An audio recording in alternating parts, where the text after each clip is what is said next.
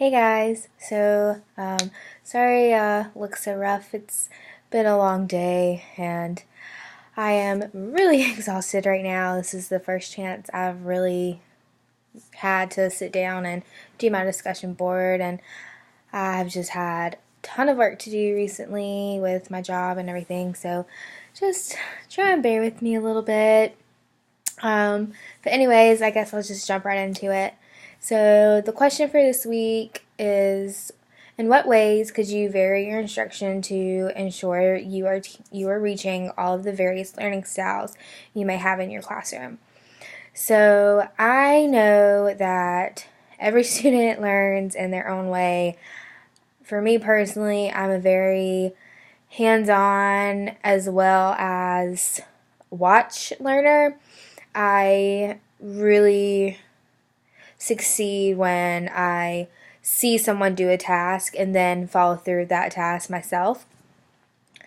But I think first and foremost, lecture style, maybe like if you have the kids on the carpet during instructional time, that will definitely be the best way to reach the group as a whole.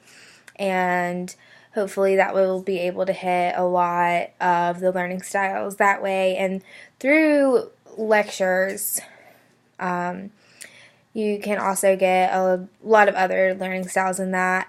For one thing, for people who learn by watching, if we're doing if we're writing stories and we're using a story map, as the teacher, I could myself do an example of a story map. So if a kid doesn't understand exactly how to use a story map and where to put the characters and the problem and the solution, by doing that myself as the teacher, that can show them and they will have a visual of that. So I plan to use just methods like that. And also I know that some students learn better and partners, and some students learn better in their own. So I will try to kind of have an even mix of partner work and individual work throughout certain units.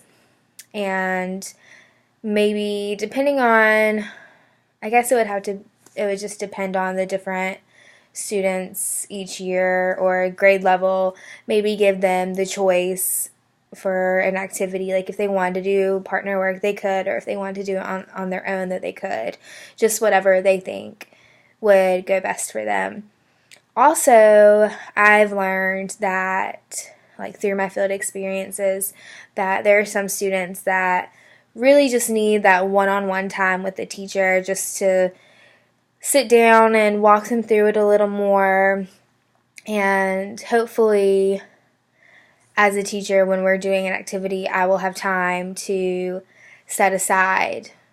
That way I can help those students, because I know that there's some stuff when I was a student in like elementary school or middle school where I really just needed to be walked through the material more and the directions more.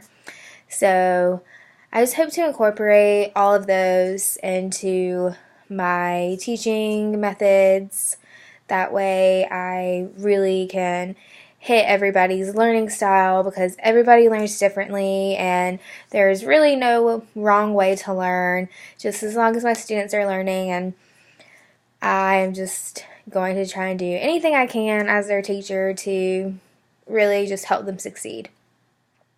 So for the option question, I chose the what role do graphic organizers play in the learning environment?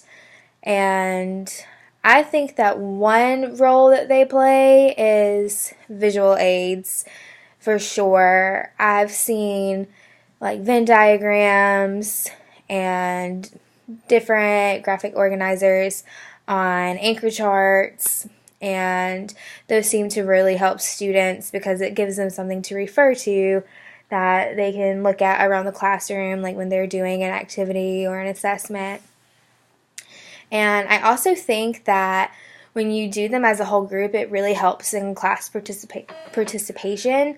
Like if you're doing a Venn diagram, or just like different, like if you're doing like similarities and differences between two things, then that could give the students a chance to really participate in class and show what they know or what they have learned. And I think with the KWLs, the know, want to know, and learn charts, that those not only help the student, but it helps the teacher as well, because both the student and teacher can kind of see where the progress was made in that student with that particular unit. So I think that they're a great tool for all levels of learning, K through 12 and even college. I know I still use them sometimes when I'm making study guides for classes. But I think most of all, I mean, it's right there in the name, graphic organizers. They really help organize. They get things set, and it just puts things in an organized fashion. That way, it makes it easier for the student to read, and hopefully, with it being easier to read, it's easier for them to understand. So, that is my discussion board. Thanks, guys.